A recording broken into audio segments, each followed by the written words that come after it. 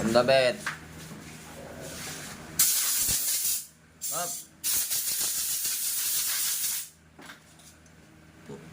Ay, wala yung kanyang engine shroud o engine cover. Napaka-importante po na meron yan. Bakit? Ito yung nangyari sa kanya. Nasira yung block. Bumubuga na ng langis. Kasi, walang engine cover. Walang engine cover na. Pagka po wala yung engine cover nyo, walang magpapalamig dun sa block. So, nangyayari po sa kanya, laging mainit yung block nyo. Overheat, hindi nyo napapansin. Ayan, nasisira po yung block pag ganyan, no? Kaya, mahalaga po na meron tong engine shroud. Ito, naka-bypass na rin tong isa, oh. Boy. Ayan, tapos ito naka-bypass na. So, pag bibili po kayo ng ganito, check nyo muna mabuti. Pagka po walang engine cover, medyo delikado po yon. Lahat po ng mga air-cooled, kailangan po natin ng engine shroud. Kasi yun po yung cooling system na mga air-cooled. Pagka po wala yon, yung hangin itong fan mo, bali wala lang. Diba? Ang purpose po noon, yung hangin ang gagaling sa fan, ipupuwersahin niya na mapalamig yung inyong block. So kung wala pong ganyan, masisira at gaya nito. Tingnan po natin kung ano mangyayari doon sa block niya pagbukas. Ayan, no? Wala eh. So check. Check mo yung connecting rod, okay ba? Okay. Okay naman. So ito nangyari doon sa makina niya, no? Ito yung walang engine shroud or engine cover. Yung nakapaikot doon sa block natin, no? So nangyari sa kanya, umingay. Tapos bumubuga ng langis doon sa kanyang pipe. So, bakit nagkaganon? Magtatanong kayo eh, siyempre, isipin nyo. Ito. Check muna natin yung mga parts, ha. Sunog na sunog. Yung kanyang head. Yung kanyang ring. Pakat lahat. Putol yung kanyang chain guide. Ayan, nasunog na, Pumayod na to, nakatagilid na lang siya nung pag baklas dito. So, ganyan nangyari. Grabe. Sunog. Mga parts. Lahat sunog. Yan. Pero okay naman yung bearing. Okay naman yung bearing niya. Pero sunog parts.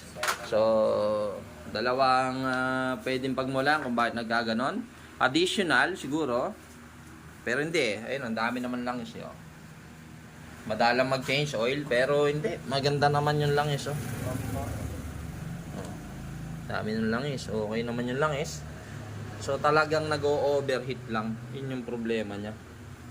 So, ganda po yung sinasabi natin, Pagka po ang motor nyo ay air-cooled, sobrang importante po. 100% na importante yung engine shroud, yung cover.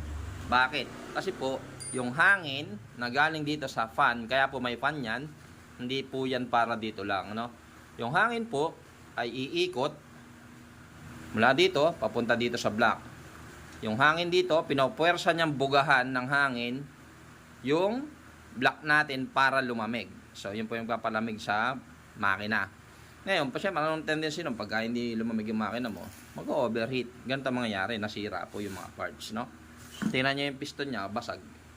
Ayan. So, basag yung piston. Alam mo, nandun yan sa loob. Hahanapin pa natin ngayon yan, naiwan na parts na yan. Kasi, makaka-damage po yan. Yung block niya, guhit-guhit din. May mga kayod. Awit. Sablay talaga. So, ayun masakit po yung ganitong senaryo dahil lang po doon sa engine shroud.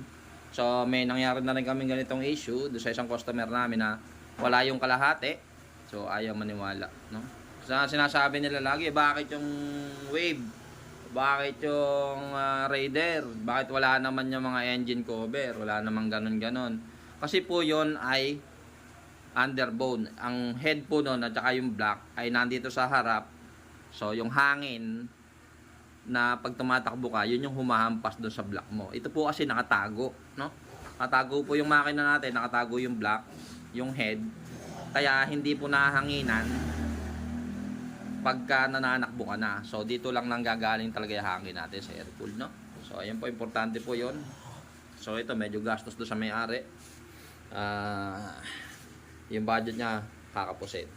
Hindi ka kasi yung binigay niyang budget. Okay? So ayun po, no? Lesson learned. So, dito muna ako sa isa at mag-wiring pa tayo.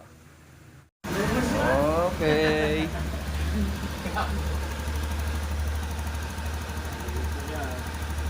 Tahimik na mga kapatid. Kaya lang, pag ganito, obligado talaga yung engine cover, no? Yung engine shroud.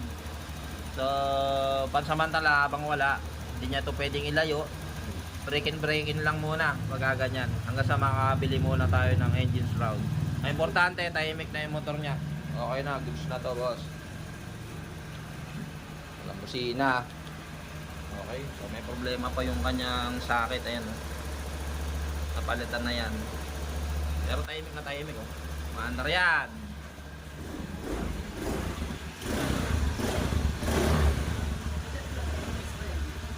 Okay. Good.